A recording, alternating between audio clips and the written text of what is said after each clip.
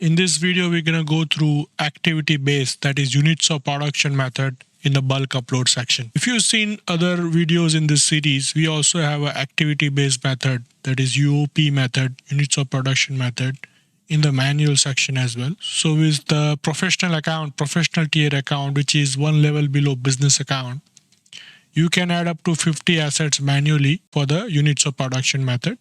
But if you are using, or if you are on a business tier plan, which is free currently, by the way, you have a 14 days free trial available currently for the Depreciation Lab, where you can get access to business tier account for 14 days, where you can also find activity based method, that is UOP method, up to 1000 assets direct upload. So in this video, we're going to go through the mechanics on how to upload up to 1000 assets for the activity based method, that is also units of production method. So let's go through the template first. You can always download a fresh template by clicking this button, but I already have a template for the units of production for the test case, which will take care of edge cases as well. So UOP requires two distinct data set.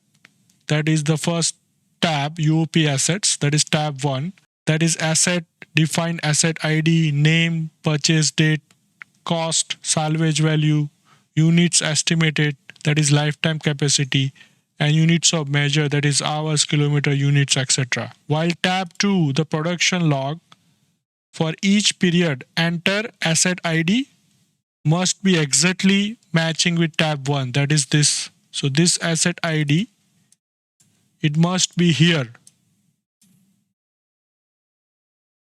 Period start, period end, and units produced.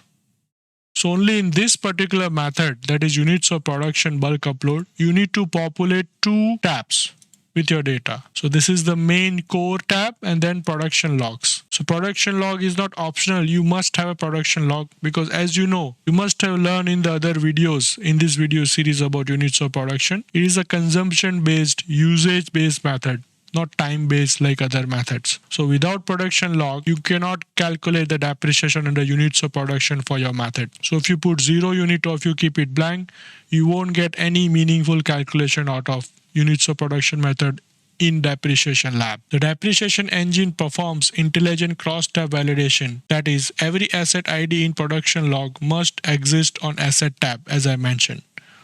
Overlapping or out of order date ranges are flagged. Only when all data passes, you can proceed, preventing the common error of logging production hours for an asset that has not been defined yet. So let's upload the template and we'll see this thing in action. So here you can see after uploading, we haven't started calculating, but you can see 992 valid assets ready, 9 errors found. See the report below. So we go down and here you can see all these 9 skip rows and what are the issues with this each row or asset. You can go through this.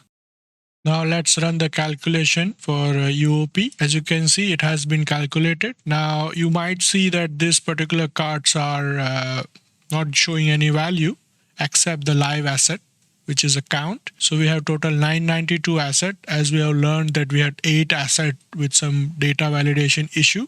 In the template we uploaded, which was intentional, as I said before. Out of 992, 853 assets are live assets, while 139 asset has been disposed. Now, in order to get this value, you have to read this notice. Because our template had a multiple currencies, adding multiple currencies doesn't make any sense. So you need to filter the currency, or you can download the report and do your own calculation by filtering it. Let's do it here. Let's select US dollars. As you can see, we got the values.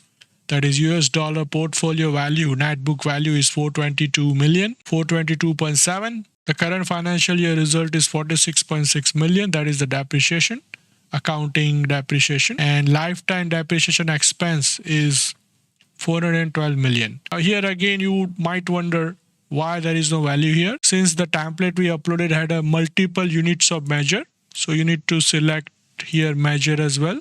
And also you can select the utilization. So if what is the total usage for all barrels USD currency here, and less than 50% utilization, you can see overall utilization is 30.5. If you select more than 75%, you get 82.3% as a total average aggregated usage. And you can always open these assets like this and see more details. As we have selected barrels as our units of production, the values will change accordingly. You can always do pagination if you have more than one asset. If you want to see disposed assets and you want to see for all units, you can see here, and all currencies as well. So this is how you can check on screen UOP method depreciation result. Now let's go to export of reports. For the export report, you have 3 reports available: production detail, annual summary, asset register summary.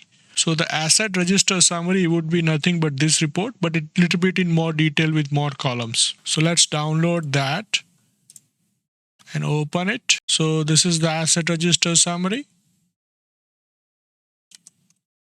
which has 992 counts. That is the exact template data we uploaded, which are valid data minus the 8 rows. So total 1000 minus 8, which were invalid rows, which has been excluded. Now let's go to production details. So this is the actual report you need to use, which shows production detail, and you can do accounting or book journals for depreciation accounting accordingly. So it has total 24 columns, and you can use this report for further analysis. It's a very detailed report, audit ready. Now let's look at annual summary for bookkeeping and accounting. Here we also have a full annual summary with the events in a year column as well, and status as well. So Depreciation Lab gives you so many detailed reports which you can use as a base for your ETL transformation into Power BI or Power Pivot using Power Query. So key points to remember with the UOP method bulk section.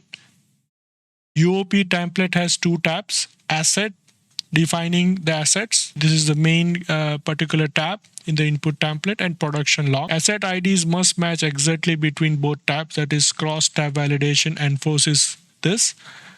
Units of measure is a user defined, that is hours, kilometers, units, cycles, etc. Percentage users progress bars gives usual fleet utilization at glance. So this particular bars. Annual summary report consolidated fiscal year figures for the GL. It requires business tier. Units of production method for bulk upload requires business tier subscription. So this was the walkthrough for the units of production bulk upload.